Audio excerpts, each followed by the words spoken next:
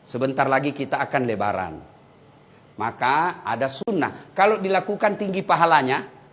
Kalau tidak dilakukan rendah nilainya meskipun lulus. Tapi lulus percobaan. Ya, apa itu? Satu, begitu mau lebaran, misalnya bapak mau ke masjid 6:30, kira-kira jam 6 sudah mandi. Sebelum mandi, sunnah potong kuku. Sunnah potong kumis, rapikan. Kalau jenggot, berbeda pendapat ulama. Merapikan, hadisnya itu kan pelihara. Pelihara itu ada dua makna. Kalau dia kotor, cukur. Itu namanya pelihara. Bukan pelihara, itu panjangkan saja. Tidak. Kalau dia jelek, apalagi bapak sebagai polisi, berjenggot panjang, jenggot Pancasila yang 17 lembar, lebih rapi kalau bapak cukur sekalian. Sunnah. Cukur rambut, potong kuku, sunnah. Sudah itu mandi. Mandinya bagaimana Ustaz? Mandi seperti mandi junub. Sunnah wudhu dulu. Sudah wudhu, bapak masuk ke kamar mandi. Hadap kiblat, ambil timba. Saya niat mandi sholat Aidil Fitri lillahi ta'ala. Bismillahirrahmanirrahim. Kanan dulu 3 kali, kiri 3 kali, baru seluruh anggota tubuh. Ustadz, bagaimana kalau di rumah kita pakai apa itu? Shower, tidak ada timba? Gampang Pak, begini aja Pak. 1, 2, 3. Gila lagi. 1. Ya ketawa, saya serius ini Pak. Kan selesai. Nah, sunnah sikat gigi. Sunnah pakai sabun. Semuanya Pak, cuci bersih-bersih. Termasuk alenya beliau yang mulia. Bersihkan itu Pak. Sudah, terakhir basuh kaki. Kalau bapak tidak kencing lagi setelah basuh kaki, bapak tidak usah wudhu. Sudah itu gantinya. Tapi kalau mau lagi merasa tenang, enggak nyaman rasanya kalau saya tidak wudhu, silahkan wudhu lagi. Sudah wudhu, berpakaian. Sunnah berpakaian yang indah. Itu perintah surah Al-Jum'ah. Pakaian yang indah bukan yang mahal. Pakaian yang indah itu halal, bersih, suci. Dan sunnah pakai putih. Kalau pakai baju hitam boleh? Boleh, tapi tidak sunnah. Kalau perempuan disunnahkan memakai baju yang tidak mencolok. Supaya tidak menarik perhatiannya suaminya orang. Ya? Apalagi kalau suaminya orang sudah lobet. Kan ada itu yang tua sekali suaminya, istrinya masih muda. Biasanya ini layangan putus. Nah, itulah sunnahnya. Sunnah perempuan tidak bercorak terlalu terang. Sunnah berikutnya lagi, bapak sunnah memakai parfum. Kalau tidak ada mahal, parfum palsu sekalipun boleh. Kalau hari itu tidak ada sama sekali pengharum ruangan ambil Pak, semprot. Ya. Sunnah memakai wangi-wangian. Tidak ditentukan parfum, pakai wangi-wangian. Kalau dengan pengharum ruangan sudah wangi, itu sudah sunnah.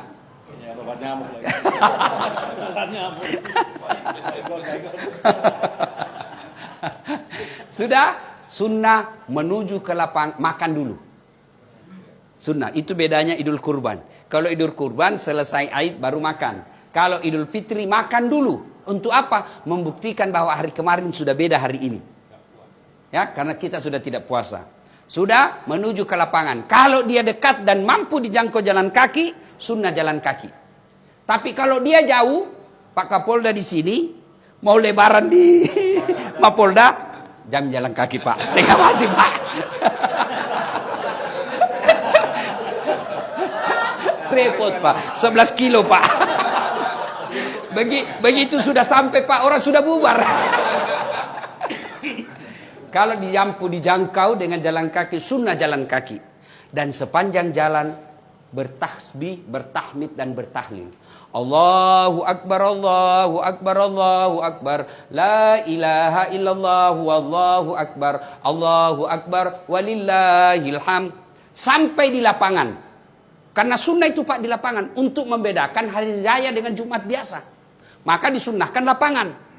Nah, sampai di lapangan tidak ada salat qabliyah. Tidak ada salat sunnah. Langsung duduk. Sambil duduk memuji-muji Allah. Takbir, tahbil, takmid.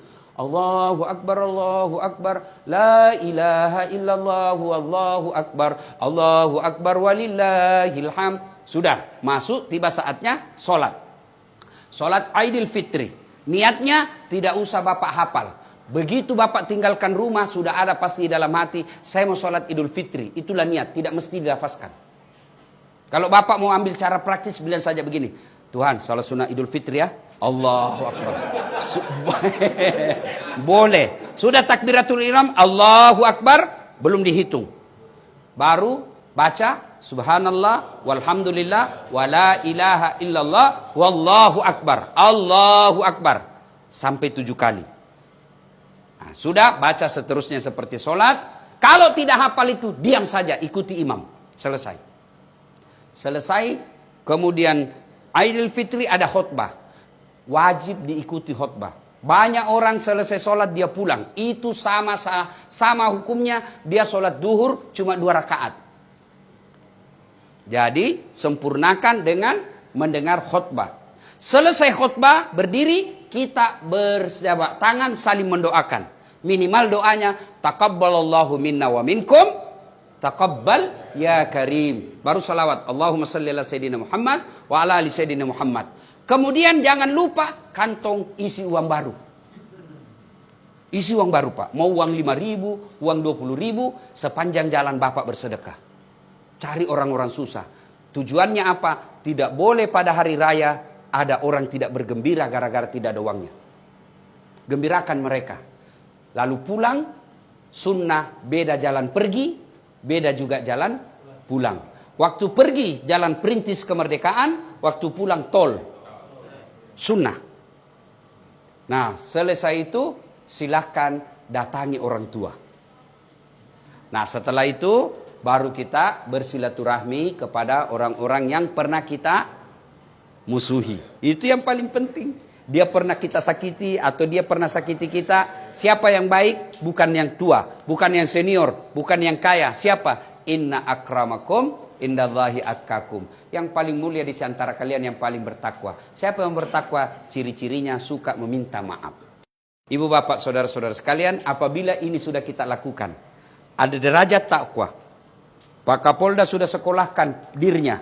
Ternyata pulang punya prestasi, pasti ada promosi. Begitu juga ketika sudah mencapai derajat takwa, tidak mungkin Allah tidak mengapresiasi. Pasti ada promosi.